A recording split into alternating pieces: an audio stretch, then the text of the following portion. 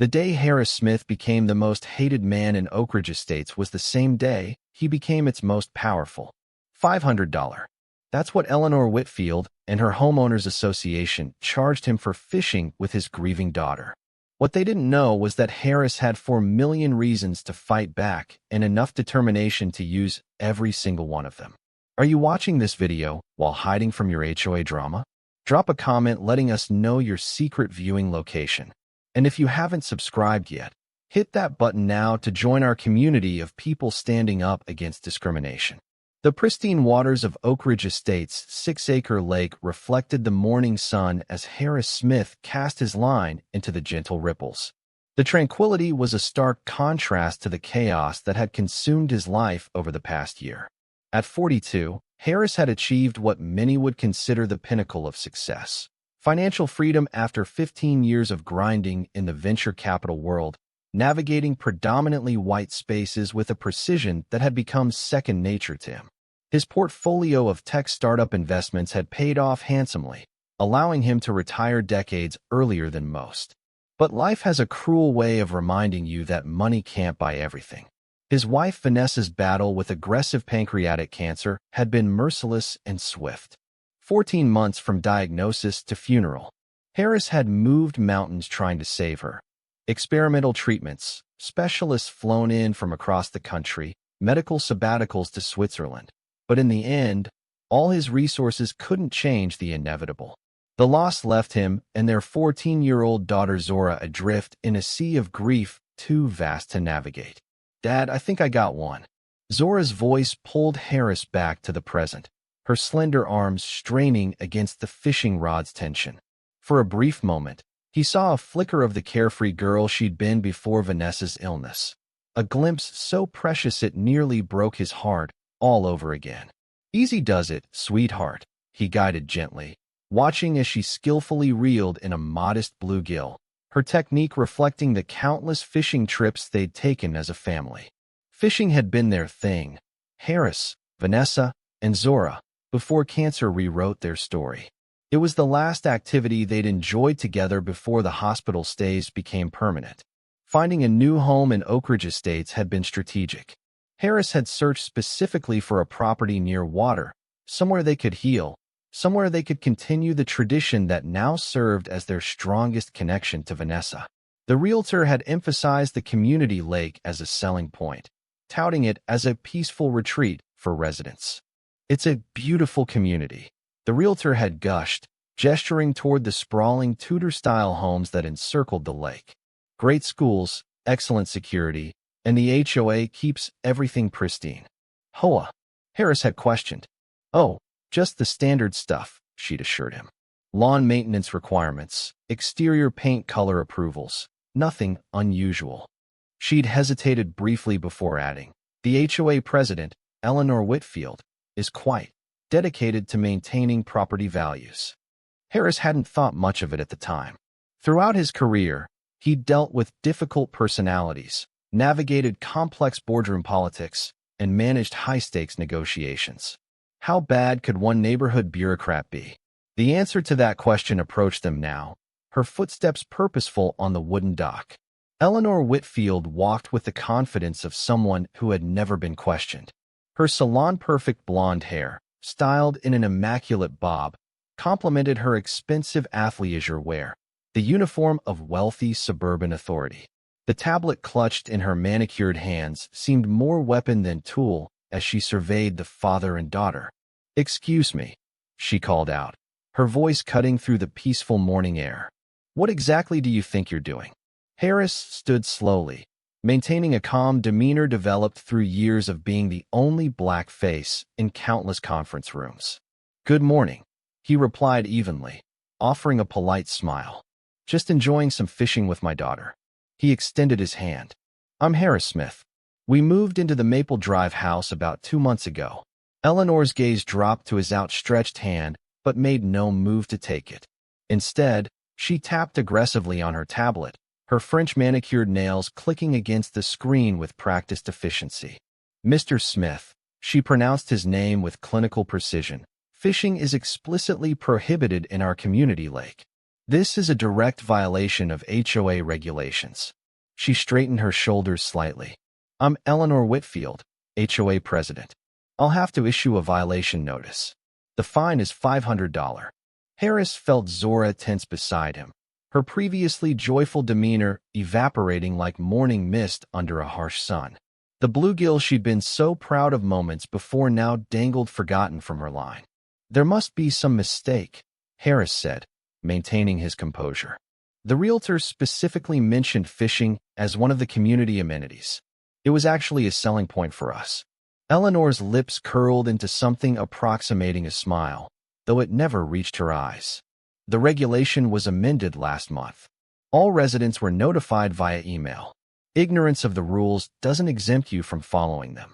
She turned her tablet toward him, displaying a document with the heading Amendment to Recreational Use of Community Lake. The date showed it had been approved just 4 weeks earlier.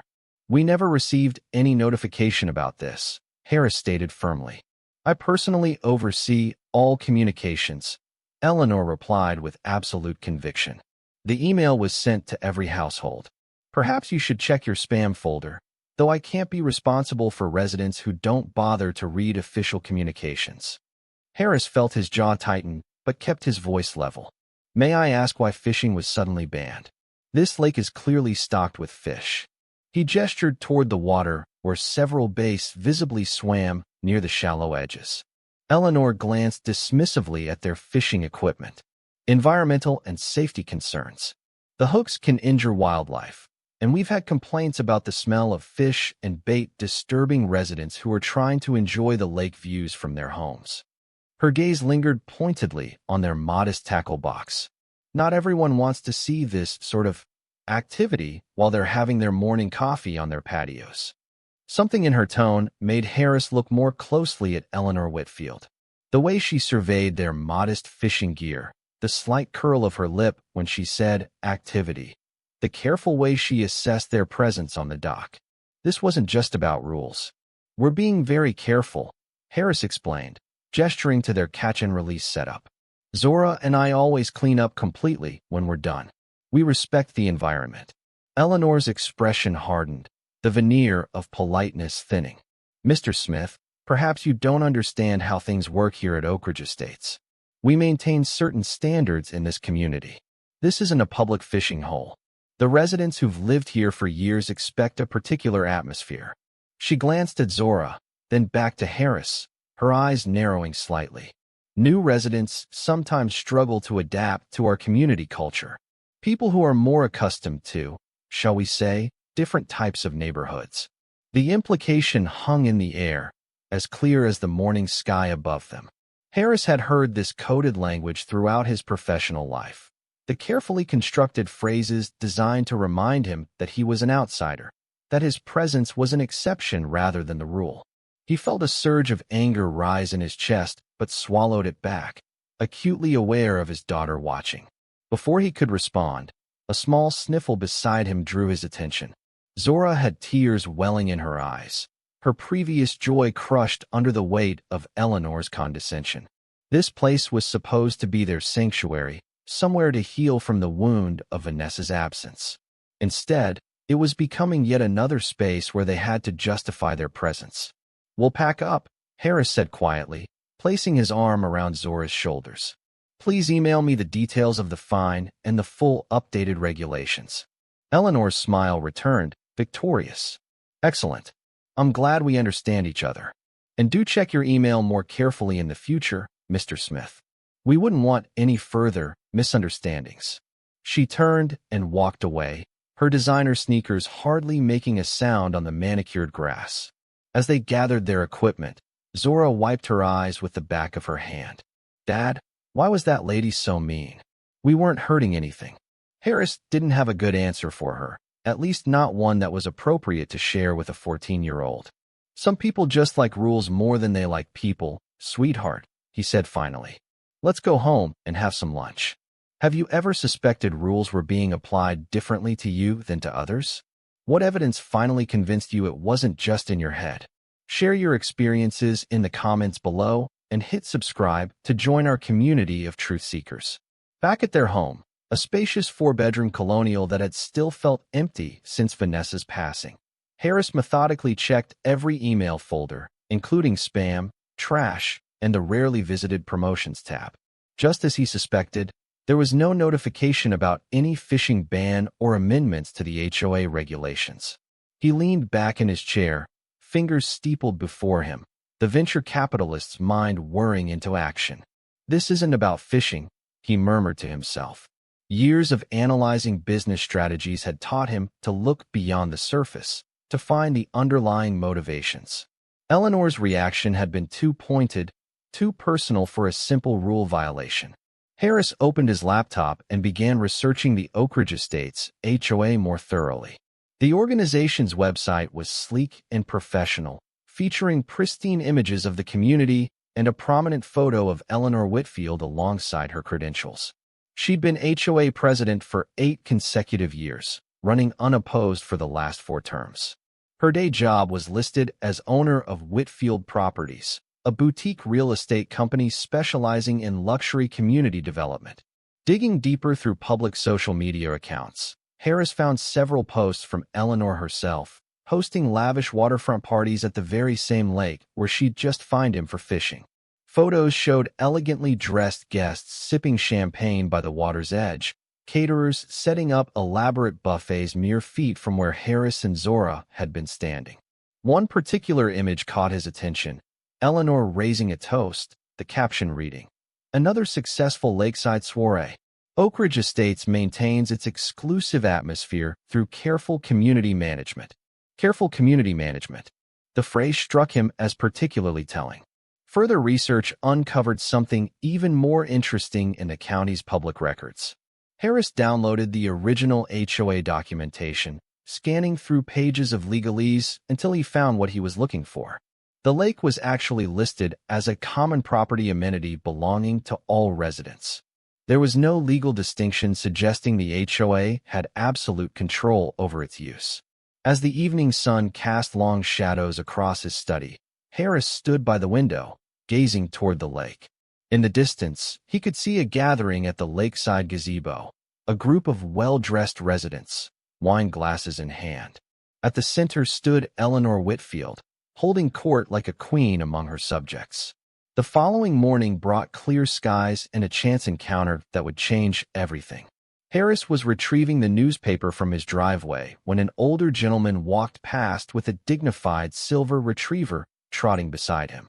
"Good morning," the man called out with a friendliness that had been noticeably absent from most of Harris's neighborhood interactions. "You must be the new owner on Maple Drive." "Howard Patterson," he introduced himself, extending a hand. "I'm 3 doors down on the corner." Harris shook his hand, appreciating the simple courtesy. "Harris Smith. Nice to meet you." Howard Patterson had the look of a man comfortable in his skin, mid-70s, trim build, and keen eyes that suggested nothing much escaped his notice. "How are you finding Oakridge so far?" he asked. "It's interesting," Harris replied diplomatically. "Actually, I had an encounter with Eleanor Whitfield yesterday. Something about a new fishing ban at the lake." Howard's friendly expression immediately darkened. "Ah, you've met our neighborhood dictator," he said with a grimace. "Let me guess, she quoted some obscure regulation and issued a fine?" When Harris nodded, Howard shook his head. "Eleanor's been running this place like her personal fiefdom for years. Most people just pay the fines and keep their heads down." He glanced around and lowered his voice. "If you're interested in some background information, why don't you come by for coffee sometime? I've got quite a collection of HOA horror stories." "I'd like that," Harris said, his interest piqued. "How about this afternoon?" Howard's home was a testament to a life well lived. Law books lined the shelves alongside family photographs and mementos from what appeared to be an impressive legal career. The coffee he served was exceptional, a dark, rich roast that Harris suspected had been sourced from somewhere far more sophisticated than the local supermarket. "Retired corporate attorney," Howard explained, noticing Harris's gaze on the law volumes. 40 years practicing, most of it specializing in property law and corporate acquisitions. "Now I mostly advise nonprofits and read mystery novels." He settled into a leather armchair across from Harris. but I still keep my hand in enough to recognize a power play when I see one. A power play? Harris repeated. Howard nodded, reaching for a folder on the side table. Here's what most residents don't realize, he explained, spreading several documents across the coffee table. The lake isn't actually owned by the HOA. It's owned by Oakridge Development Corporation, the original developers of this community. He pointed to a contract with highlighted sections. They leased recreational rights to the HOA for a 30-year term, which is why Eleanor and the board can set usage rules. But he tapped a document with a highlighted date. That lease expires in less than 2 months. Harris leaned forward, his interest fully engaged. What happens then? Technically, Oakridge could renew the lease, sell the lake outright to the HOA, or find another buyer entirely. Most residents have no idea. They think the HOA owns everything in the community. Howard's eyes gleamed with the satisfaction of someone sharing privileged information. But here's where it gets interesting. I've heard through some contacts that Oakridge is facing financial difficulties and might be looking to liquidate assets quickly. And our friend Eleanor knows this. Over the next hour, Howard and Harris dug deeper into public records, compiling a disturbing pattern of behavior by Eleanor that went far beyond petty rule enforcement.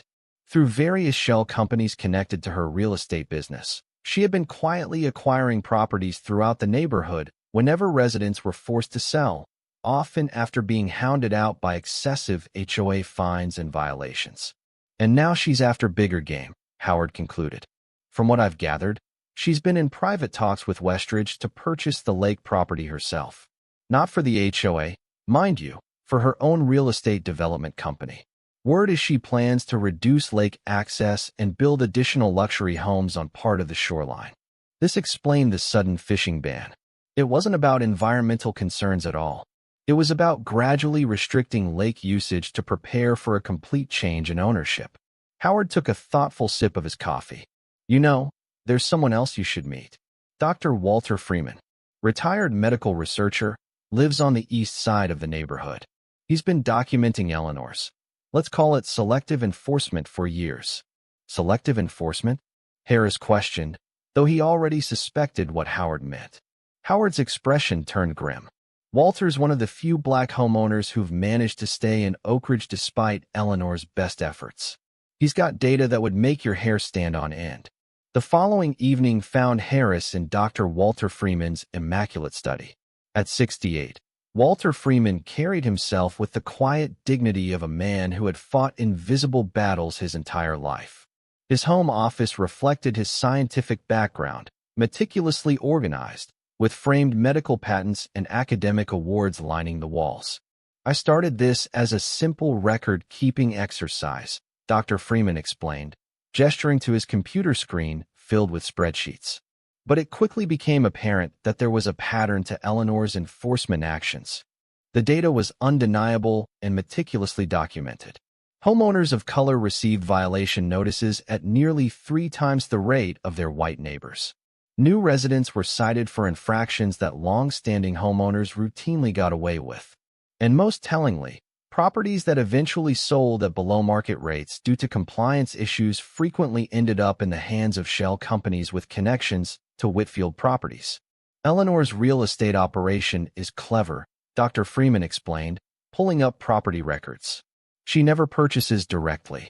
Instead, she uses a network of LLCs, Oakridge Investments, Whitfield Holdings, Vista Properties, all ultimately tracing back to her, but obscured enough to avoid obvious connection.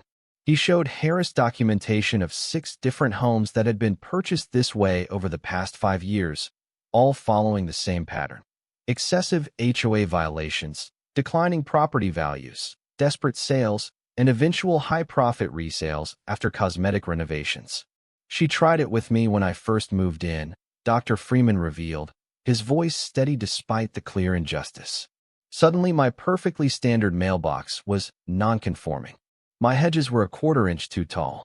My holiday decorations were excessive despite being identical to my neighbors.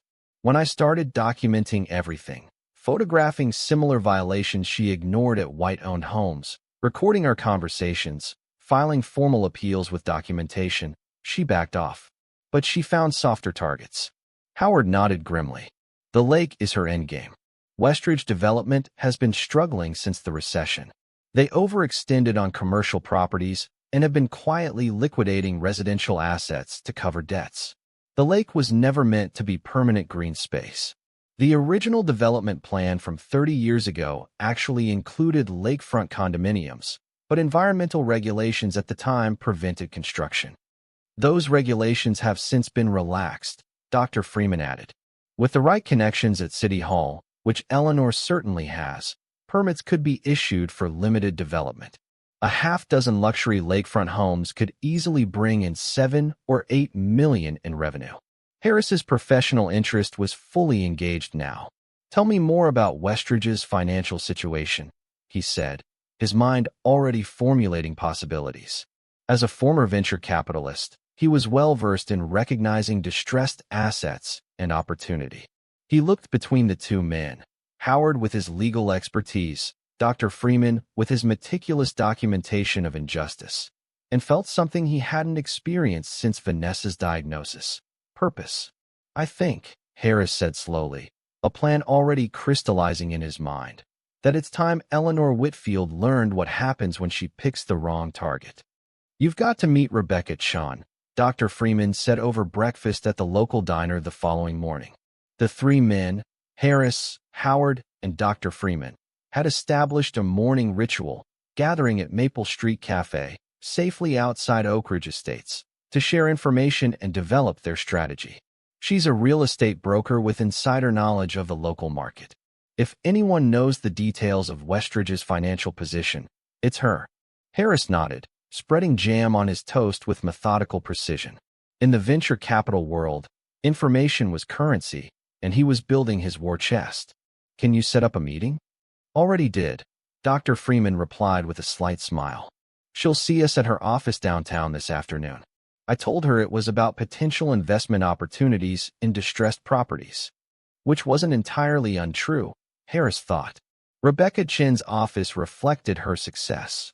Corner suite, floor-to-ceiling windows overlooking the city skyline, modern furnishings that spoke of taste rather than ostentation.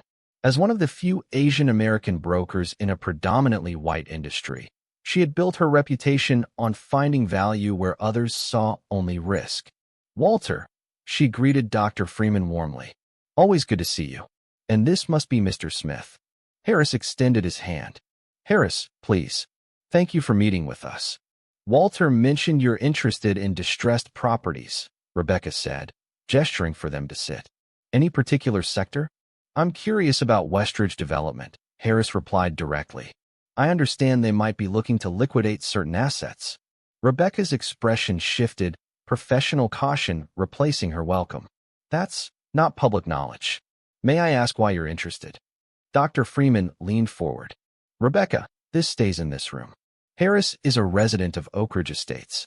He's experienced Eleanor Whitfield's particular brand of community management, and we believe she's positioning herself to acquire the lake property. At the mention of Eleanor's name, Rebecca's demeanor softened. I see. She glanced at the door to ensure it was closed before continuing. Eleanor's been trying to put together financing to purchase the lake property for about $300,000, she confirmed, keeping her voice low despite the privacy of her office. Westridge Development is in financial freefall and needs to close quickly. They've given her a 60-day exclusive negotiation period, but they're so desperate that they might accept a better offer if it came with immediate payment. She pulled out a folder from her desk. The exclusivity agreement has a clause allowing Westridge to entertain other offers if they come with a guarantee of closing within 10 days. Eleanor knows this, which is why she's been rushing to secure financing. And how's that going for her? Harris asked. Rebecca's laugh held no humor. Eleanor's real estate empire is mostly smoke and mirrors at this point, she explained. Whitfield Properties looks impressive on paper, but she's leveraged to the hilt. She's been using her HOA connections and social network to maintain the appearance of success, but the truth is she's about 3 bad months away from serious trouble. She laid out several property records on her desk. She's got 6 properties with second mortgages, a line of credit that's maxed out, and she recently refinanced her own home to pull out equity. That's why she's so aggressive about this lake deal. She needs a big win to keep her creditors at bay. Harris processed this information, the venture capitalist in him recognizing opportunity. So if someone came in with an all-cash offer above her price point, Westridge would likely jump at it, Rebecca confirmed. Their commercial development downtown is hemorrhaging money after 2 anchor tenants pulled out. They need quick capital infusion to avoid defaulting on their construction loans. Could you arrange a meeting with Tom Branson? Harris asked, recalling the name of Westridge's executive from their earlier research. Rebecca hesitated. I could, but you should know, Eleanor has friends in local government. Mayor Wilson's wife sits on her charity board. The building commissioner's son works for her real estate company. If you move against her, it won't just be HOA politics you're dealing with. Harris met her gaze steadily. I appreciate the warning. As they left Rebecca's office, Howard glanced at Harris. You're actually considering buying the lake, aren't you? I'm considering my options, Harris replied carefully. Dr. Freeman chuckled. Eleanor has no idea who she's dealing with, does she? Harris smiled for the first time in what felt like days. No, she doesn't. Have you ever been underestimated because of how you look? Share in the comments how you turned that misconception into your advantage. And if you're finding value in this story, don't forget to hit that subscribe button. Over the next several days, Harris, Howard, and Dr. Freeman expanded their coalition. Howard had been quietly arranging small gatherings with other disgruntled residents, meetings held in rotating locations to avoid drawing attention. Sometimes they met at Dr. Freeman's spacious home, other times in the private rooms of the local library. Once they even gathered in the back room of Sweetheart's Bakery, owned by Maria Gonzalez, who had her own history with Eleanor's discriminatory practices. The stories they heard painted a disturbing pattern that went far beyond Harris's fishing incident. She cited me for excessive holiday decorations the day after I spoke against her at the town council meeting. James Morris, a retired teacher, told their growing group. His weathered hands clenched around his coffee cup as he spoke. I've had the same Christmas lights for 15 years, but suddenly they violated some obscure brightness ordinance.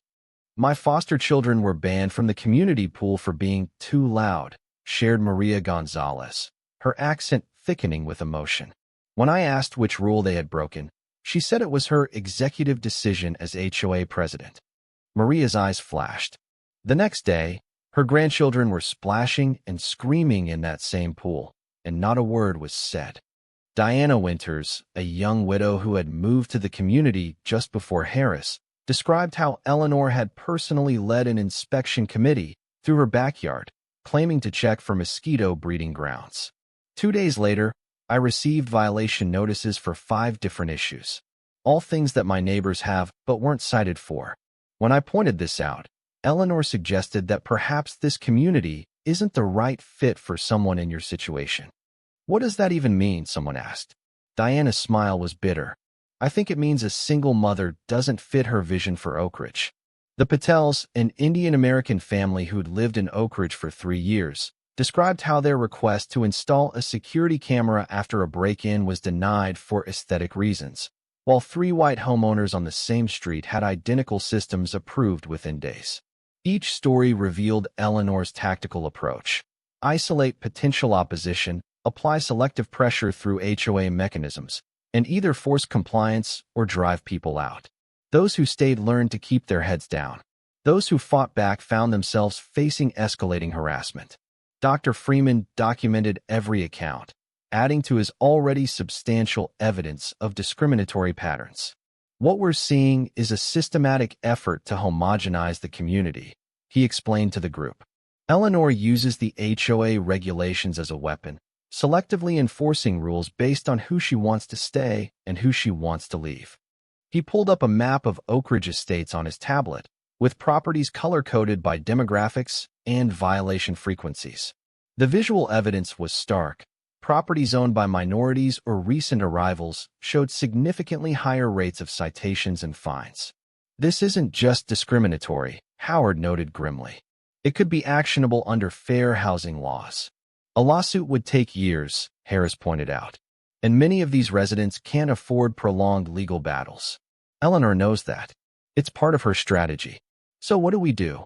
Maria asked, the question hanging in the air.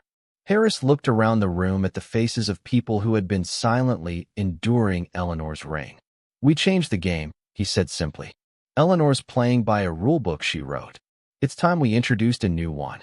Through these meetings, they identified potential allies throughout the community. Dr. Freeman created a secure messaging group where residents could share experiences and information without fear of retaliation. They were building what amounted to an underground resistance within their own neighborhood. Meanwhile, Harris continued his research into Eleanor's personal financial situation. As an investor, he knew how to read between the lines of property records and business filings. What he discovered confirmed Rebecca's assessment. Despite her carefully cultivated image of success, Whitfield Properties was highly leveraged. Eleanor had taken out multiple lines of credit against her existing properties, likely to maintain her lavish lifestyle and fund her attempts to acquire new properties. If the lake development plan fell through, she would be in serious financial trouble. She's not just doing this for profit, Harris explained to Howard and Dr. Freeman during one of their strategy sessions in Howard's bookline study. She's doing it out of necessity. Based on these financial records, she's overextended. The lake development isn't just an opportunity for her. It's financial survival. This information changed their calculus. They weren't just facing a neighborhood tyrant. They were dealing with someone fighting for their economic life. That made her more dangerous, but also more vulnerable. We need to wait until Eleanor has fully committed herself publicly to this project, Dr. Freeman advised. Let her announce the special assessment for lake improvements. Let her put her reputation on the line with the community and with her creditors. Then we pull the rug out from under her. Howard agreed. The more resources and political capital she expends before we make our move, the more devastating the impact will be when we succeed, and the more likely the community will turn against her when they realize they've been manipulated. As their coalition grew and their plans developed, they maintained absolute secrecy about their ultimate strategy. To the outside world, and especially to Eleanor's network of informants within the community, they appeared to be simply a group of disgruntled residents documenting HOA overreach. Eleanor clearly knew they were meeting, as evidenced by the sudden increase in random rule enforcement against those associated with their group, but she couldn't know their true objective.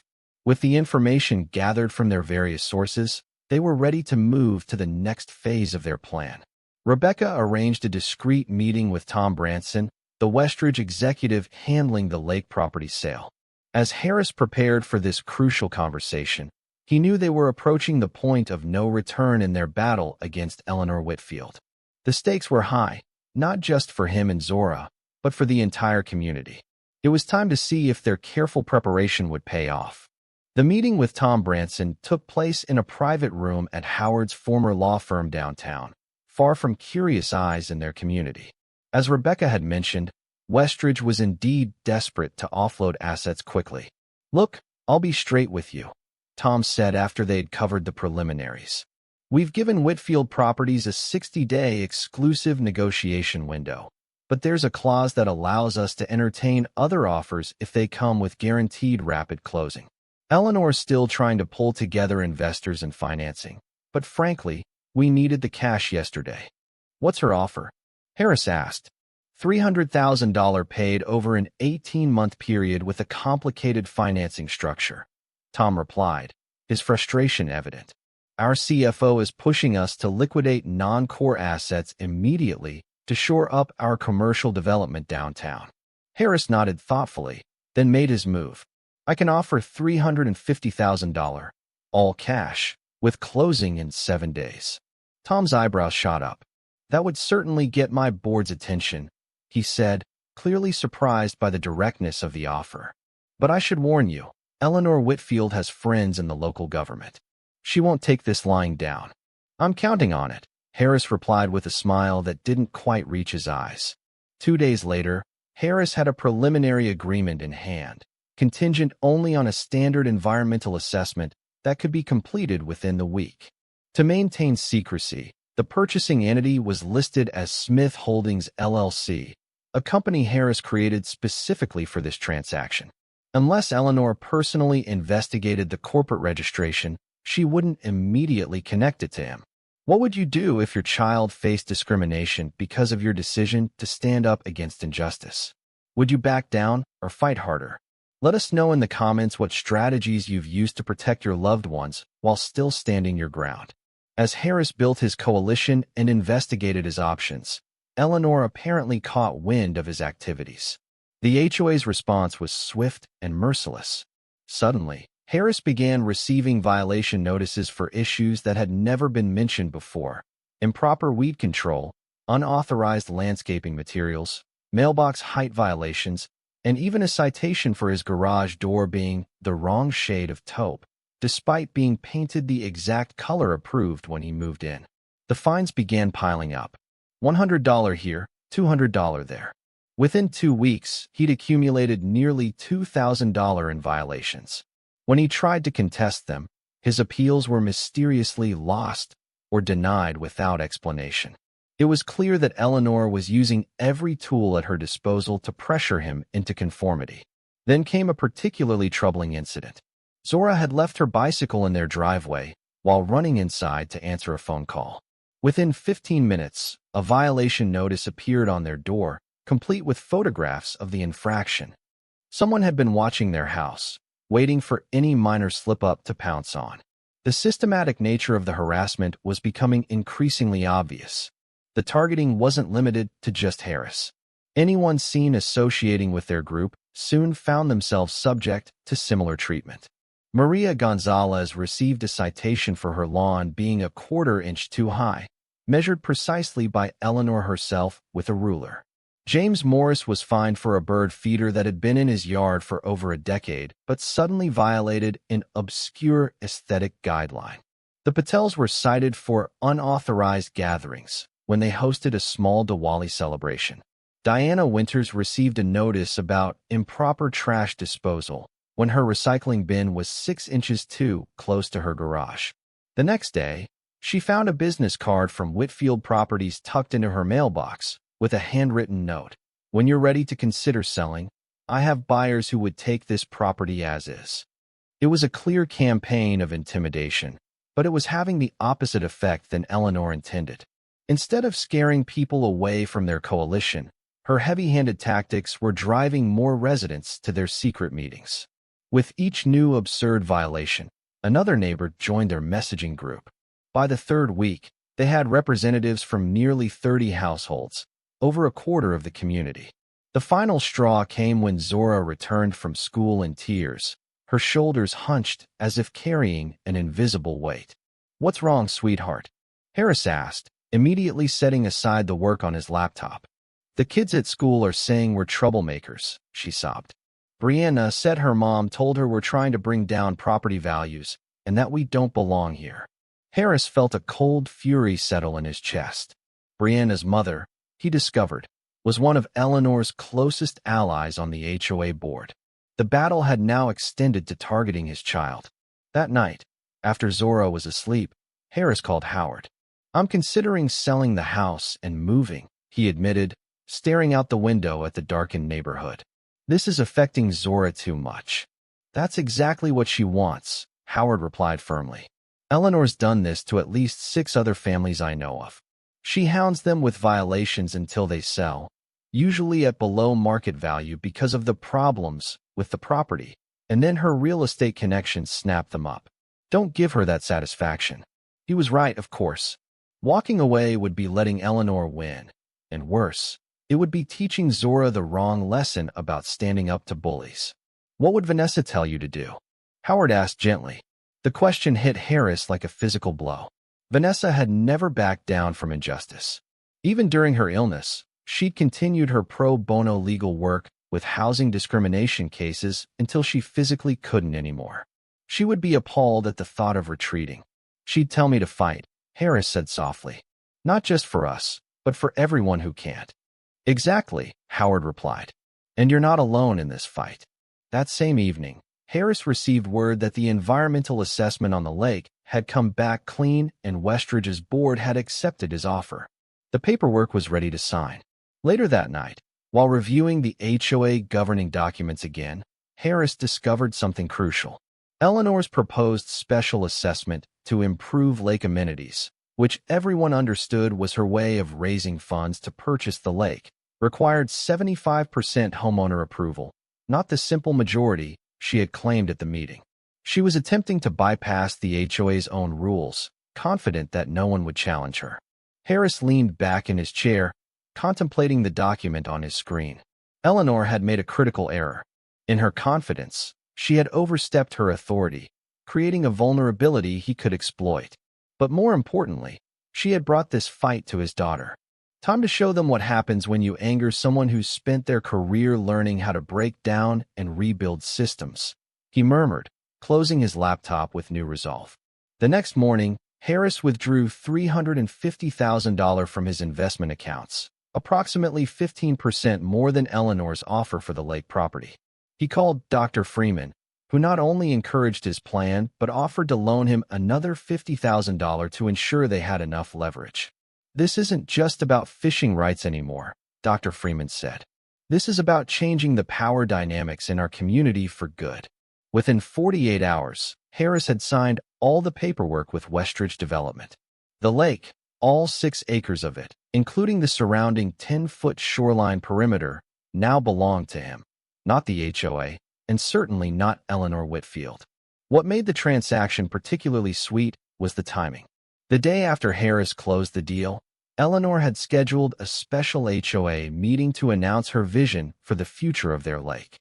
She had even hired a local architecture firm to create renderings of proposed improvements, which, based on the preview Harris had seen on the community bulletin board, included reducing the actual water area by about 20% to make room for a members-only lakeside lounge that would have conveniently eliminated the main fishing spots.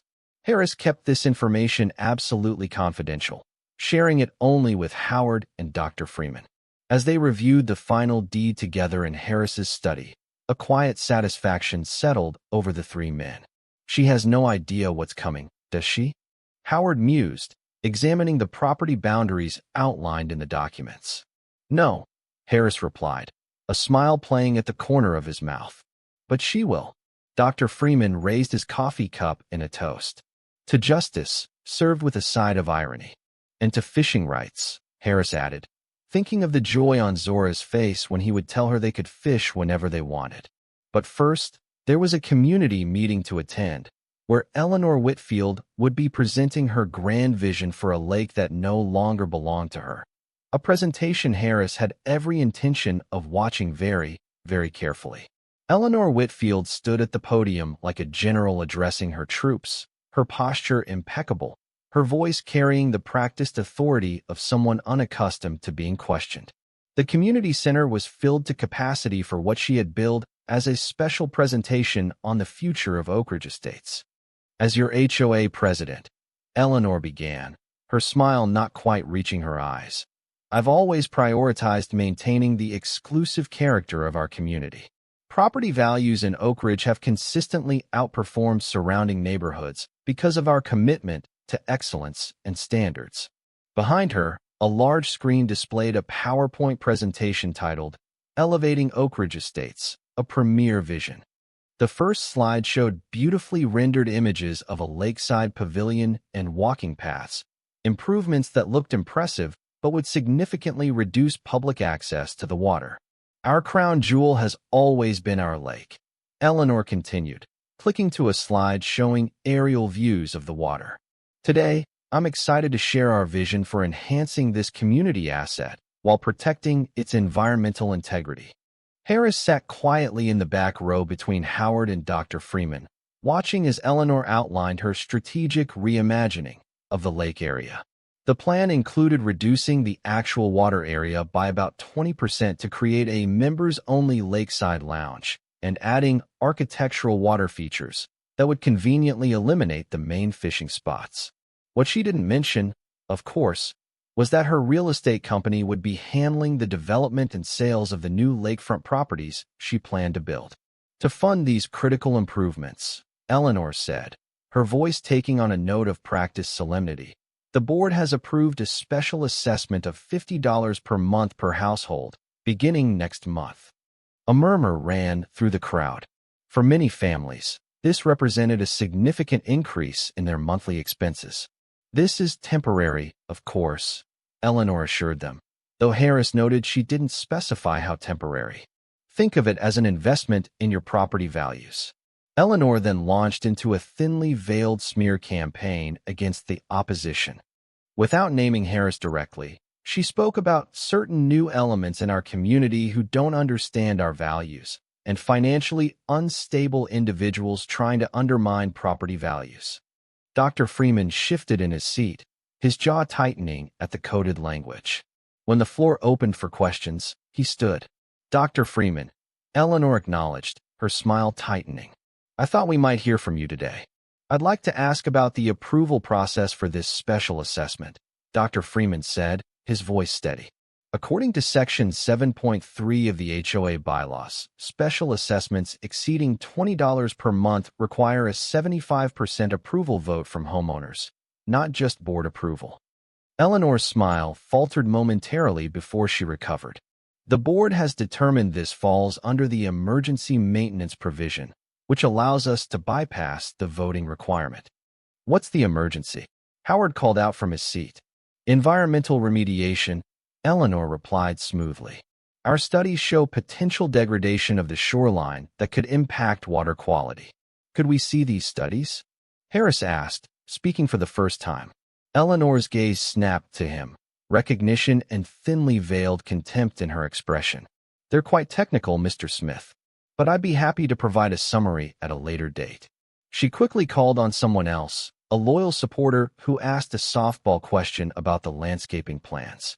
When Dr. Freeman attempted to follow up on his question, Eleanor cut him off with practiced cruelty.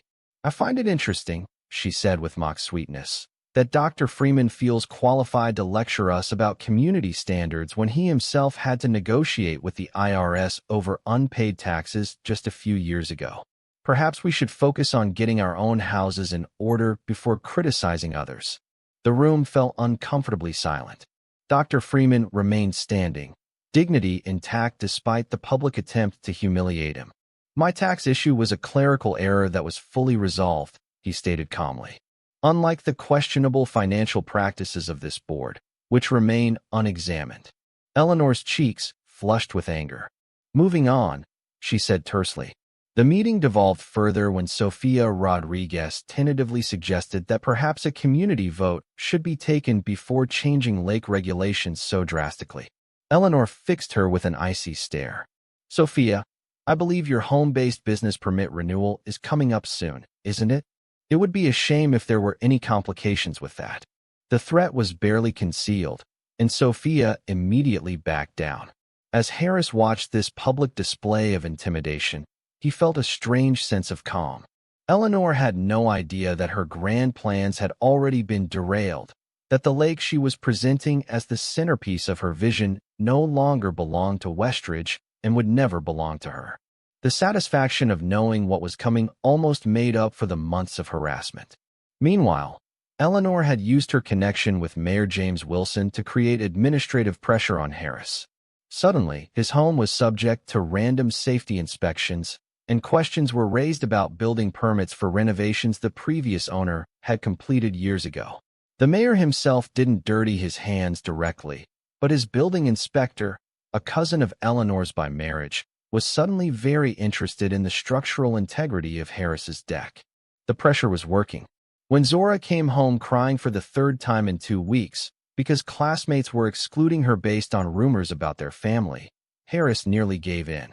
But then he received the phone call he'd been waiting for. Westridge's lawyer confirmed that Eleanor had just been informed that the lake property had been sold to an anonymous third-party investor and that all negotiations with her were terminated. Within hours, Eleanor was on Harris's doorstep, her carefully maintained composure visibly cracking. "What did you do?" she demanded, not bothering with pleasantries. "I know you've been talking to Westridge. Did you sabotage my deal?" Harris smiled pleasantly. "I have no idea what you're talking about, Eleanor. Though, I did hear the lake property was sold. I hope the HOA has a good relationship with the new owner." Her eyes narrowed. This isn't over. The HOA has a binding recreational use agreement. Whoever bought that lake can't change access without our approval. I think you should check the terms of that agreement, Harris replied calmly. From what I understand, it expires in less than 30 days, and renewal is at the sole discretion of the property owner. Eleanor's face paled slightly, but she recovered quickly. The community won't stand for this. We'll sue for right of access. Good luck with that, Harris replied, still smiling as he closed the door. What would you do if you suddenly had the power to stand up to someone who'd been bullying your community for years? Share your thoughts in the comments below, and make sure you're subscribed so you don't miss what happens next in this incredible story. The next 24 hours were fascinating to observe. Eleanor called an emergency HOA board meeting closed to the general community. Through their network, they learned she was frantically trying to identify the new owner and develop strategies to maintain control of the lake. She even enlisted Mayor Wilson to look into possible zoning restrictions or eminent domain claims, all of which Howard assured Harris were legally baseless given the property's history and designation. Over the next week, Eleanor grew increasingly desperate. She convened an emergency legal committee meeting claiming the HOA would fight to maintain their rights to the lake. The mayor began making noise about zoning regulations and public access requirements, though, as Howard confirmed, none of these had any legal standing given the property's private status. Meanwhile, Harris quietly met with a water quality expert and a local conservation organization to assess the lake's ecological health. What they found was concerning. Years of unregulated landscaping chemicals from surrounding properties had created abnormal algae growth, and the fish population was showing signs of stress. The HOA had been completely neglecting the actual environmental health of the lake, while using environmental concerns as an excuse to restrict activities like fishing. Harris also consulted with a security expert about installing cameras and creating a proper management plan for the property. Everything was being prepared for the moment when he would reveal himself as the new owner. The turning point came when Eleanor decided to make a bold statement. She organized a massive lakeside party for all original homeowners, conspicuously excluding the newer residents, to assert our community rights to our lake. The event was scheduled for Saturday afternoon, complete with catered food, music, and prominently displayed wine bars at each end of the lake. What Eleanor didn't know was that Harris had already filed the necessary paperwork to terminate the recreational use agreement early, citing multiple violations of the maintenance terms. His attorney had confirmed that the HOA's neglect of water quality standards provided ample grounds for immediate termination, though the agreement would have expired in less than a month anyway. Harris decided this was the perfect moment for the big reveal. As Eleanor's party reached full swing with about 60 residents drinking and socializing around the lake, he arrived with Howard, Dr. Freeman, and two unexpected guests, his real estate attorney and a local police officer he'd briefed on the situation. Walking calmly into the center of the gathering, Harris picked up the microphone Eleanor had been using for announcements. Good afternoon, everyone. I hope you're enjoying this beautiful day at the lake. Eleanor immediately rushed over, attempting to take the microphone. This is a private community event. You weren't invited. Harris held on to the microphone firmly. Actually, Eleanor, I think there's been some confusion about who should be inviting whom. He nodded to his attorney, who handed him a document. As the legal owner of this lake and all surrounding property within 10 feet of the shoreline, I'm informing you that you are all currently trespassing on private property. The crowd fell silent. Eleanor's face flushed deep red. What are you talking about? This is HOA property. No, Eleanor, it never was. It belonged to Westridge Development until last week when I purchased it outright. Harris held up the deed for everyone to see. And effective immediately, I'm terminating the recreational use agreement that's set to expire in 28 days anyway. He gestured to the police officer. I've asked Officer Reynolds here to help ensure an orderly departure from my property. You have 15 minutes to gather your belongings and leave the premises. Eleanor's face was a study in shock, like someone had just thrown a bucket of ice water over her. You can't do this. The community has rights. Actually, "I can and I have," Harris replied calmly. "And Officer Reynolds has a trespassing complaint ready to file if necessary. But I'm sure it won't come to that. After all, Eleanor, you've always been such a stickler for following the rules." As the crowd began murmuring in confusion, Harris continued, "For those wondering, this is what happens when you allow someone to abuse power unchecked for years. Consider this a lesson in consequences." The party dispersed quickly, with many guests shooting accusing looks at Eleanor as they left. Several people approached Harris privately, expressing a mix of shock and, surprisingly, respect. "About time someone stood up to her," one longtime resident whispered as he passed. "This has been a long time coming." Within the week, Harris had private property and no trespassing signs installed around the lake perimeter and hired security to patrol the area 24 hours a day. He also organized a small press conference with the local newspaper to announce his plans to convert the lake into a natural fish conservation area, an educational space for children to learn about the local ecosystem. "The lake has been environmentally neglected for years," Harris explained to the reporters. "Our water quality tests show concerning levels of phosphates and nitrates from lawn chemicals. My team of environmental experts will be implementing a restoration plan to return this beautiful resource to a healthy state." The community reaction was mixed, but increasingly favorable as details of Eleanor's planned development leaked out. Many residents who had initially been upset about losing lake access became supportive when they learned about her intention to build private homes on part of the shoreline. The revelation that she had been planning to profit personally from community property shifted public opinion dramatically. Eleanor was livid.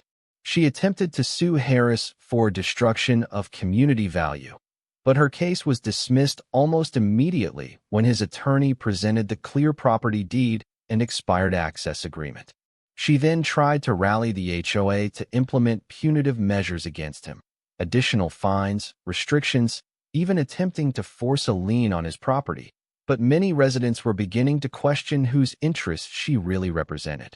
The tide truly turned when Sofia Rodriguez finally found the courage to speak up at an HOA meeting. "I've been on this board for 3 years," she said, her voice shaking at first but growing stronger. "And I've watched Eleanor manipulate regulations, target specific homeowners, and divert HOA funds to pet projects that primarily benefit her friends' properties. Last year, we spent $80,000 to renovate the North Side Park that only serves about 10 homes, all owned by Eleanor's friends, while rejecting basic playground equipment for the main park used by dozens of families." Sophia's stand inspired others. At the next HOA meeting, several longtime residents spoke up about various abuses they had witnessed but been afraid to mention. The floodgates had opened, and years of pent-up frustration with Eleanor's leadership poured out. A motion was proposed to audit all HOA finances for the past 5 years. More board members began to question Eleanor's leadership as financial records were scrutinized and irregularities emerged. The community was fracturing, but not along the lines Eleanor had expected. Instead of uniting against Harris, many residents were beginning to see the HOA leadership as the real problem. As more residents began to question Eleanor's leadership, Harris announced a special program: free fishing passes for all children in the community. There was just one exception. Children of current HOA leadership would not be eligible until their parents resigned from the board. It was petty, perhaps, but effective. The most satisfying moment came when several residents who had previously sneered at Harris alongside Eleanor started showing up at his door, asking if their children could possibly be granted fishing passes. Some even began openly criticizing Eleanor, the same people who had been her staunch supporters weeks earlier. The social dynamics had completely reversed. "My son really wants to learn to fish," admitted Veronica Palmer, who had vocally supported Eleanor at HOA meetings. "He says your daughter mentioned a junior conservation program." Her discomfort was palpable as she stood on Harris's doorstep, the same woman who had deliberately turned away when he greeted her at the community pool just weeks earlier. "Yes, we're starting an educational program for kids," Harris confirmed. "It focuses on ecology, conservation, and sustainable fishing practices. Zora is helping to organize it." He paused deliberately. Of course, it's only open to families who aren't currently represented on the HOA board. Veronica's expression was a fascinating mixture of frustration and calculation. I've been reconsidering my position on the board lately. The recent decisions seem quite concerning. How interesting, Harris replied neutrally. Well, if your situation changes, please let me know. The program starts next Saturday. Within 3 days, Veronica had publicly resigned from the HOA board, citing personal reasons. 2 other board members followed suit within the week. Eleanor grew desperate. She spread rumors that the lake was polluted and dangerous, claims Harris quickly debunked by publishing professional water quality test results showing it was actually cleaner than when under HOA management. Then she made her most desperate move yet, attempting to bribe Howard Patterson with promises to clear all his past HOA violations and offering him a position on a new board once she resolved the lake situation. What she didn't know was that Howard recorded the entire conversation. I can make all those violation notices disappear, Howard, Eleanor's voice said clearly on the recording. And there would be a place for you on the restructured board, with a stipend, of course. All you need to do is help convince Smith to sell the lake to the HOA. Tell him about the environmental liabilities, the insurance costs. Scare him a little. Howard played the recording for Harris with a satisfied smile. I think our friend Eleanor has forgotten the first rule of being a villain. Never try to corrupt a retired ethics attorney. The final act of Eleanor's reign came late one night, when Harris's security cameras captured her and 2 other HOA board members trespassing on his property, apparently attempting to collect water samples, or more likely, contaminate the water to support her pollution claims. The footage clearly showed Eleanor pouring something from a small bottle into the lake near where children often fished. Harris immediately sent the video to the police. Eleanor was charged with criminal trespassing and attempted environmental contamination. As she was being processed at the local police station, investigators began looking more closely at HOA finances during her tenure. What they found led to additional investigations into misappropriation of funds, selective enforcement of regulations based on personal relationships, and evidence that she had been using her position to drive down certain property values before her real estate connections purchased them. 2 weeks later, Harris invited all community residents, except the current HOA leadership, to a meeting at his home to discuss the future of the lake. The turnout was extraordinary, with nearly every household represented. Harris laid out his proposal. He would transfer ownership of the lake to a newly established community trust with 3 conditions. First, the HOA leadership would need to be completely restructured with term limits and transparent voting procedures. Second, all HOA regulations would be reviewed and amended to ensure fair and equal application. Third, an independent ethics committee with rotating community membership would be established to oversee HOA decisions. Then he revealed his final move, one that even Howard and Dr. Freeman hadn't known about. Many of you may not be aware, Harris explained to the stunned gathering. But during the past month, I've also been quietly purchasing the mortgage notes on several properties in this community from Oakridge National Bank. He paused to let this sink in, including Eleanor Whitfield's home. The room erupted in shocked murmurs. Using his financial connections and Dr. Freeman's banking relationships, Harris had indeed purchased the debt obligations on nearly 20% of the community's homes, focusing particularly on properties owned by Eleanor and her closest allies. It was perfectly legal, if unconventional, and gave him significant leverage. I have no intention of foreclosing on anyone or calling in these debts, he assured the concerned faces before him. In fact, I'm prepared to offer refinancing at below-market rates to every homeowner. But first, we need to fix the broken system that's been dividing this community for years. The vote to replace the HOA leadership was nearly unanimous. Eleanor Whitfield was forced to resign in disgrace, facing not only the criminal charges for trespassing and attempted contamination, but also multiple civil lawsuits from homeowners who had been unfairly targeted by her policies. Her real estate company came under investigation for unethical practices, and within months, she had put her house on the market, finding no takers due to her now toxic reputation. Sofia Rodriguez was elected as the new HOA president, promising comprehensive reforms and transparency. The lake was officially renamed Vanessa's Lake in honor of Harris's late wife, and he transferred ownership to the newly established community trust with legally binding conditions, ensuring it would remain accessible to all residents in perpetuity. 3 months after the whole ordeal began, Harris and Zora hosted a community fishing day at Vanessa's Lake. Nearly every family in the neighborhood attended, children laughing and learning to fish together, parents chatting amicably across social circles that had previously been rigidly separated by Eleanor's influence. As Harris watched his daughter teaching other children how to bait their hooks, he reflected on the journey that had brought them here. What had started as a simple desire to fish with his daughter had evolved into something much more significant: a battle against entrenched discrimination and the reclamation of a community. Dr. Freeman approached, offering Harris a cup of coffee. "You know," he said thoughtfully, "what you've done here goes beyond just standing up to one prejudiced HOA president. You've created a template for how communities can reorganize themselves based on fairness and inclusion." "I didn't set out to be a revolutionary," Harris admitted. "I just wanted my daughter to be able to fish in peace." "Sometimes the most profound changes start with the simplest desires," Dr. Freeman replied. Vanessa would be proud. As Harris and Zora sat on the dock that evening after everyone had gone home, watching the sunset reflect on the water, she smiled. A real, full smile that reached her eyes. "Mom would be really proud of you, Dad," she said softly, leaning against his shoulder. Looking out over the peaceful lake where families had gathered in harmony for the first time in years, Harris thought about how justice sometimes comes not from winning, but from rebuilding what was broken. "I think she'd be proud of both of us, kiddo," he replied.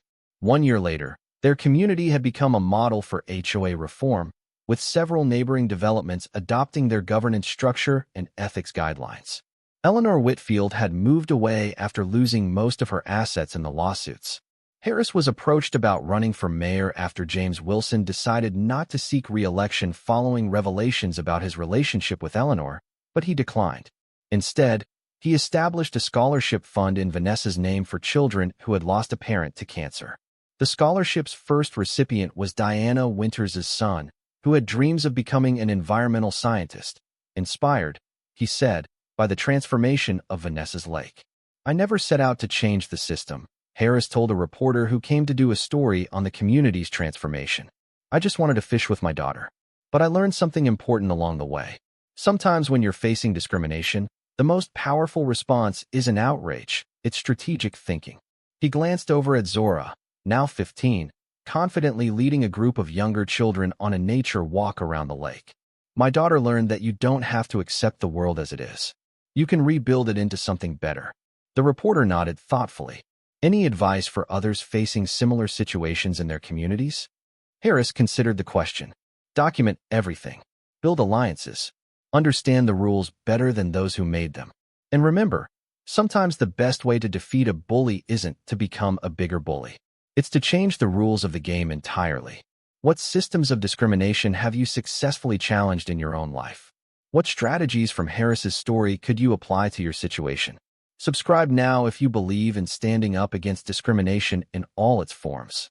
Hit that notification bell to never miss another story of triumph against the odds. Share this video with someone facing discrimination in their community. Drop your own story in the comments below. Your experience might be exactly what someone else needs to hear right now. Remember, together we're stronger.